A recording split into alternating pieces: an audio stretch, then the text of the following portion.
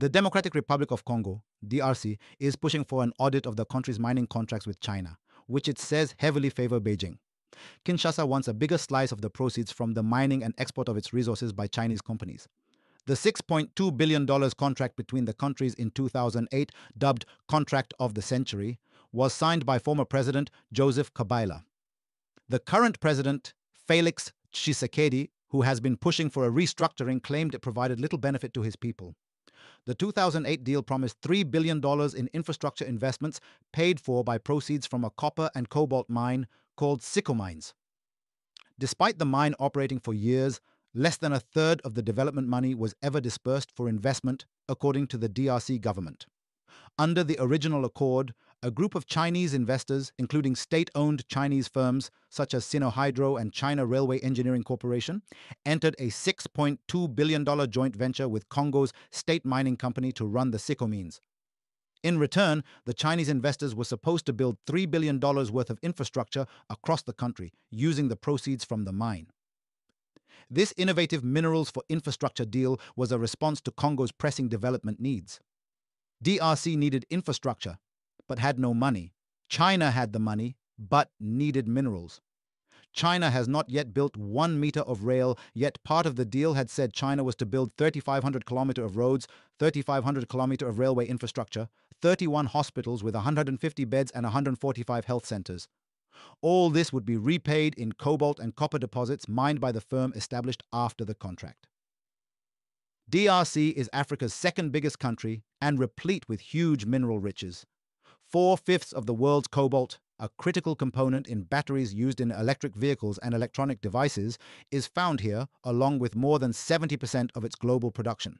It also holds the world's 7th largest reserves of copper and is the 3rd largest producer. DRC, roughly the size of continental Western Europe, has a grossly inadequate road system due to endemic poverty, corruption, and conflict. President Tshisekedi was sworn in for a second 5-year term after winning more than 70% of the ballots in the December 2023 election.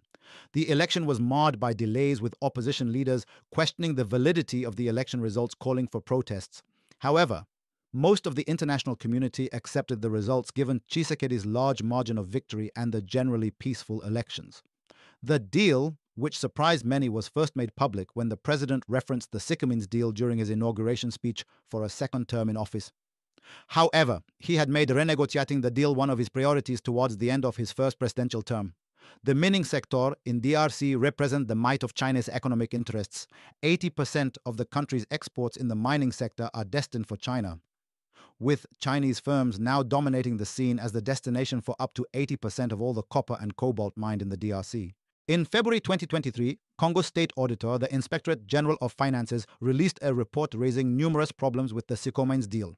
He reported that the mine had been grossly undervalued and demanded that the consortium raises its infrastructure investments to $20 billion to reflect the mine's worth. He also found that a glaringly low amount, $822 million, had been invested in infrastructure. 15 years after the contract was signed, while the Chinese had reaped almost $11 billion.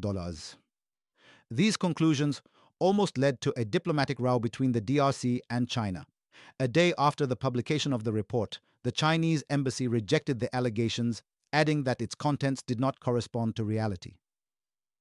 The venture had experienced numerous risks. First, it saw significant downward adjustments of the estimated reserves of its concession. Second, its production costs rose through the higher-than-expected costs of electricity due to crippling power shortages. Finally, the price of copper had plummeted from about $9,000 to $5,000 per ton, while cobalt fell from $115,000 to about $27,000 per ton from the signature of the deal in April 2008 to September 2016. The downward re-evaluation of the deposits was such that questions arose on the ability to repay the loans. Also, asphyxiating bureaucracy, corruption, and DRC's unstable political climate played a major part in the delays. Promising to defend the rights and interests of its firms, the Chinese proposed a friendly and reasonable dialogue to resolve the disagreements. Subsequently, in May 2023, DRC's president, under the invitation of China, traveled to Beijing, where he met President Xi Jinping. However, before his visit to China, President Tshisekedi and his government set up a strategic committee to work with the Chinese to reach an additional contract aimed at correcting the flaws and imbalances in the previous contract. The president had aimed to boost the country's stake in the joint venture to 70% from 32%. Under the new deal, the Democratic Republic of Congo is set to receive $7 billion in financing, up from $3 billion as part of a revamped Minerals for Infrastructure contract. The shareholding structure remains unchanged. However, China's Sino-Hydro and China Railway Group have agreed to pay 1.2% of annual royalties to the DRC.